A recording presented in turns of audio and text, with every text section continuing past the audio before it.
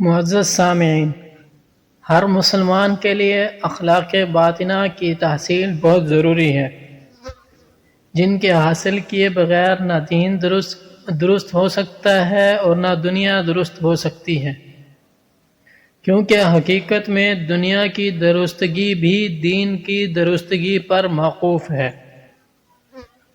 یہ شیطانی دھوکہ ہے کہ دین کے بغیر بھی دنیا اچھی، پرسکون اور راحت اور آرام والی ہو جاتی ہے۔ دنیا کے اسباب اور وسائل کا حاصل ہو جانا اور بات ہے، اور دنیا میں پرسکون زندگی، اطمینان، راحت اور آرام والی زندگی کا حاصل ہو جانا اور بات ہے۔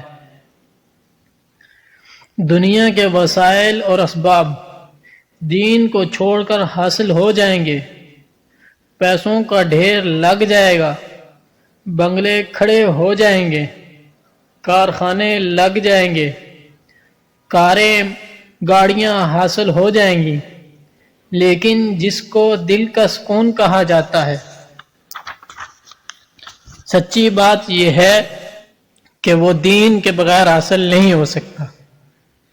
اسی وجہ سے دنیا کی حقیقی راحت انہی لوگوں کو حاصل ہوتی ہے جو اپنی زندگی کو اللہ تعالیٰ کے احکام کے تابع بناتے ہیں۔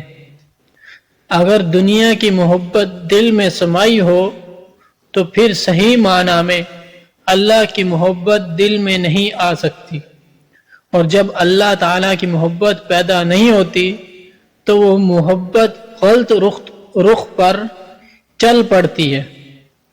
اسی وجہ سے حدیث شریف میں حضور اقدس صلی اللہ علیہ وسلم نے فرمایا کہ دنیا کی محبت ہر گناہ اور معصیت کی جڑ ہے۔ جتنے جرائم اور گناہ ہیں، اگر انسان ان کی حقیقت میں غور کرے گا تو اس کو یہی نظر آئے گا کہ ان سب کی وجہ دنیا کی محبت ہے۔ چور کیوں چوری کر رہا ہے؟ اس لیے کہ دنیا کی محبت مال کی محبت ہے۔ اگر کوئی شخص بدکاری کر رہا ہے تو کیوں کر رہا ہے؟ اس لیے کہ دنیا کی لذتوں کی محبت دل میں جمی ہوئی ہے۔ کسی بھی گناہ کو لے لیجئے، اس کی پیچھے کی وجہ دنیا کی محبت نظر آئے گی، تو پھر اللہ کی محبت کیسے داخل ہو سکتی ہے؟ یہ دل اللہ تعالیٰ نے ایسا بنایا ہے کہ اس میں حقیقی محبت تو صرف ایک ہی کی سما سکتی ہے۔ ضرورت کے وقت تعلقات تو بہت سے لوگوں سے قائم ہو جائیں گے، لیکن حقیقی محبت ایک ہی کی سما سکتی ہے۔ اس واسطے حضور اقدس صلی اللہ علیہ وسلم نے حضرت ابو بکر رضی اللہ عنہ کے بارے میں فرمایا، اگر میں اس دنیا میں کسی کو محبوب بناتا تو حضرت ابو بکر رضی اللہ عنہ کو بناتا۔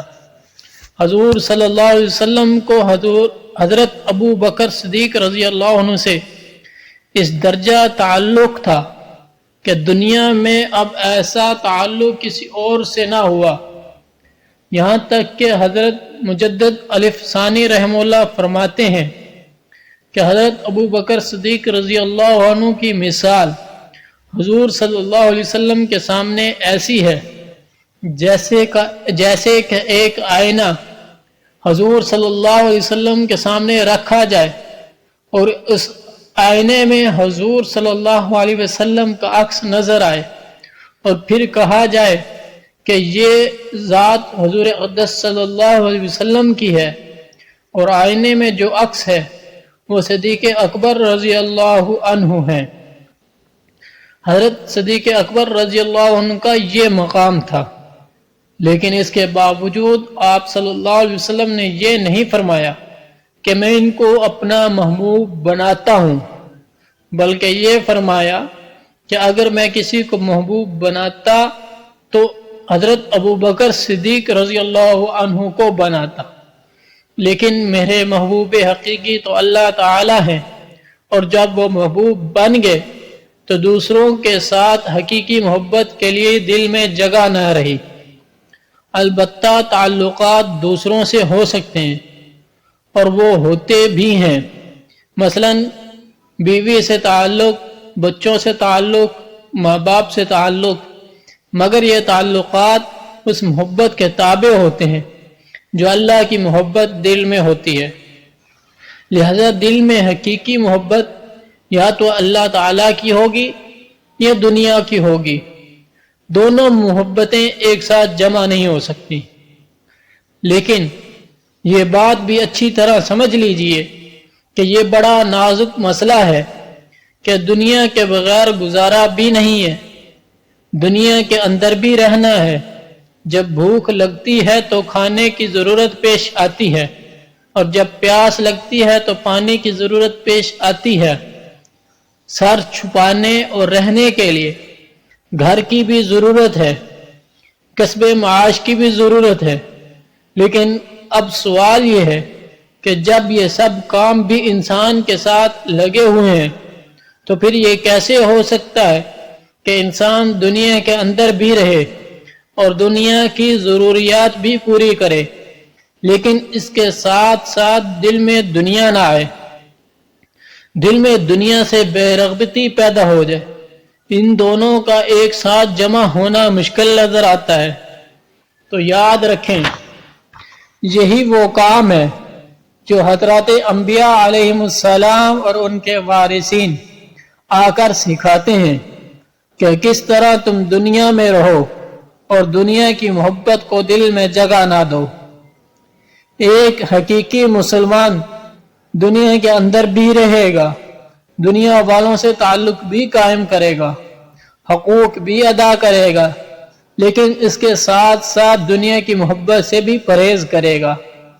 हजरत मजदूब साहिब रहमुल्लाह फरमाते हैं कि दुनिया में हूँ, दुनिया का तलबगार नहीं हूँ, दुनिया में हूँ, दुनिया का तलबगार नहीं हूँ, बाजार से गुजरा हूँ, खरीदार नहीं हूँ।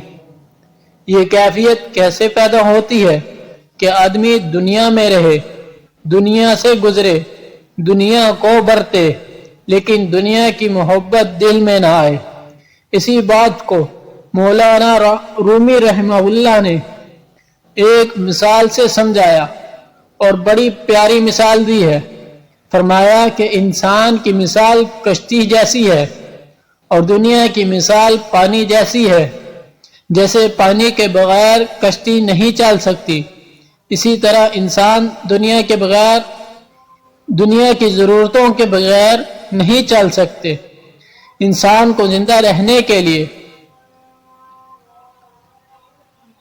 पैसा चाहिए, खाना चाहिए, कपड़ा चाहिए, मकान चाहिए, और इन सब चीज़ों की उसको ज़रूरत है, और ये सब चीज़ें दुनिया हैं।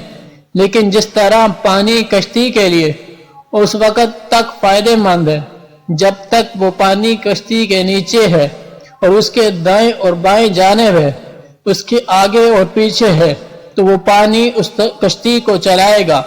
लेकिन अगर वो पानी कश्ती के नीचे होने की बजाय कश्ती के अंदर दाखिल हो गया तो वो कश्ती तो डुबा देगा, तबाह कर देगा।